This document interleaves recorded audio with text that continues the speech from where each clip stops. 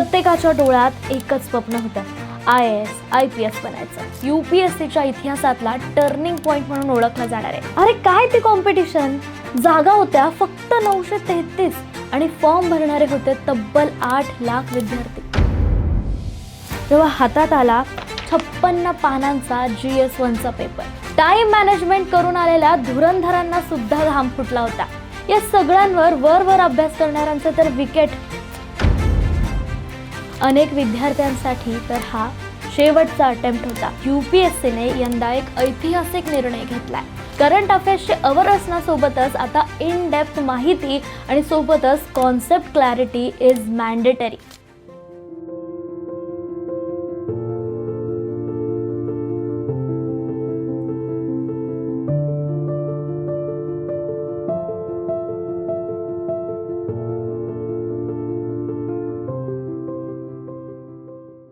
नमस्कार, मी साक्षी पांचाळ आणि आपण पाहताय न्यूज अनकटचा हा स्पेशल रिपोर्ट. 24 मे 2026 हा तो दिवस होता ज्याची तयारी कित्येक विद्यार्थ्यांनी रात्र जागून देशातील लाखो तरुण करत होते. प्रत्येकाच्या डोळ्यात एकच स्वप्न होतं, IAS IPS बनायचं. पण काल सकाळी 11:30 वाजता जेव्हा विद्यार्थी परीक्षा केंद्राबाहेर आले तेव्हा त्यांच्या चेहऱ्यांवरती दिसत होती ती म्हणजे फक्त आणि फक्त निराशा. Static plus current affairs, traditional patterns यावेळी जवळजवळ गायब झालं होतं. त्याऐवजी पेपरमध्ये आले होते कॉन्सेप्च्युअल क्वेश्चन्स, मल्टी स्टेटमेंट्स आणि त्यासोबतच ॲनालिटिकल MCQs, एलिमिनेशनला तर जवळजवळ अशक्य करणारे ऑप्शन्स आणि सर्वात मोठं आव्हान होतं ते म्हणजे टाईम मॅनेजमेंटचं. 2026च्या UPSC प्रिलिम्स पेपरला हा UPSCच्या इतिहासातला टर्निंग पॉइंट म्हणून ओळखला जाणार आहे. नक्की असं काय घडलंय ज्यामुळे या वर्षीच्या पेपरने गेल्या 20 वर्षातल्या सर्वात कठीण आणि लेंदी पेपर असण्याचा रेकॉर्ड मोडलाय आणि UPSCने घेतलेला तो एक ऐतिहासिक निर्णय कोणता आहे ज्याने संपूर्ण गेमच बदलून टाकलाय. अरे काय ती कॉम्पिटिशन! जागा होत्या फक्त 933 आणि फॉर्म भरणारे होते तब्बल 8 लाख विद्यार्थी. बरं, हे काही नवीन नाही आपल्यासाठी. मुलं अभ्यास करून इतका स्कोर सुद्धा करतायत. पण या वेळेसच्या पेपरमुळे खरा धक्का तेव्हा बसला जेव्हा हातात आला 56 पानांचा GS1चा पेपर. गेल्या वर्षीपेक्षा तब्बल 12 पानं जास्त होती. आता 120 मिनिटं आहेत. एवढा मोठा पेपर वाचायचा कधी, समजून घ्यायचा कधी आणि OMR शीट भरायची कधी? टाइम मॅनेजमेंट करून आलेल्या धुरंधरांना सुद्धा घाम फुटला होता. UPSCने यावेळेस रट्टा मारणाऱ्यांना सरळ टाटा बाय बायच केलंय. PYQs, बँकिंग क्वेश्चन्स असो किंवा सोपे प्रश्न तर आता गायबच झालेत.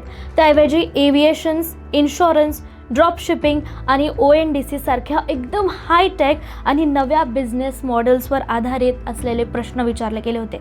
इतिहास असो व भूगोल या सगळ्यांवर वर अभ्यास करणाऱ्यांचं तर विकेट. आता त्यात सुरलेली सगळी कसर जी आहे ती सुद्धा दुपारच्या 2:30 वाजताच्या CSETच्या पेपरने भरून काढली आहे. एका विद्यार्थिनीने तर सांगितलंय की खूप चांगला अभ्यास असूनही वेळेअभावी 100 पैकी ती फक्त 66च प्रश्न सोडवू शकली आहे.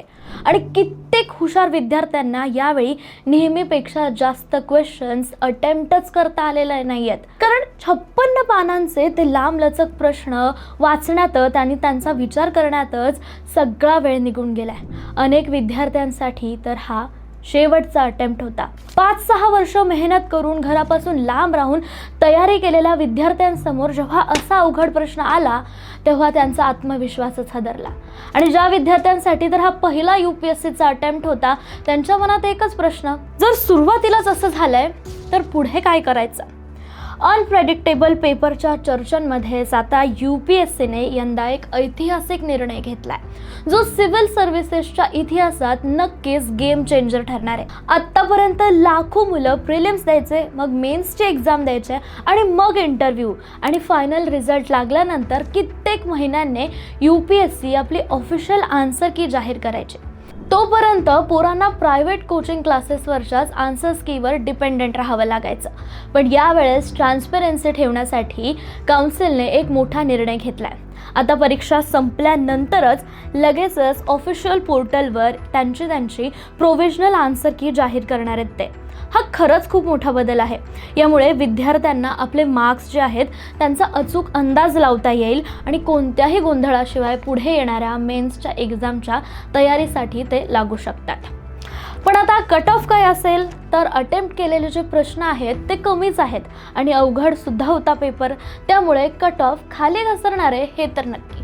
शेवटी UPSC प्रिलिम्स 2026च्या पेपरने पुन्हा एकदा सिद्ध केलंय की ही परीक्षा रट्टा मारून किंवा शॉर्टकट मारून पास करता येणार नाही. त्यासाठी रोज न्यूजपेपर्स वाचण्याची सवय, करंट अफेअर्सची अवर असण्यासोबतच आता इन डेप्थ माहिती आणि सोबतच कॉन्सेप्ट क्लॅरिटी इज मॅन्डेटरी. तर आजच्या UPSCच्या 2026च्या प्रिलिम्सच्या डिटेल ॲनालाइज्ड व्हिडिओबद्दलचं तुमचं मत काय आहे हे आम्हाला कमेंट सेक्शनमध्ये नक्की सांगा. व्हिडिओ आवडला असेल तर लाईक करा, शेअर करायला विसरू नका आणि अशाच नवनवीन अपडेट्ससाठी आपल्या न्यूज अनकट या चॅनलला सबस्क्राईब करायला विसरू नका. भेटूयात पुढच्या एका अशाच माहितीपूर्ण व्हिडिओसह. धन्यवाद.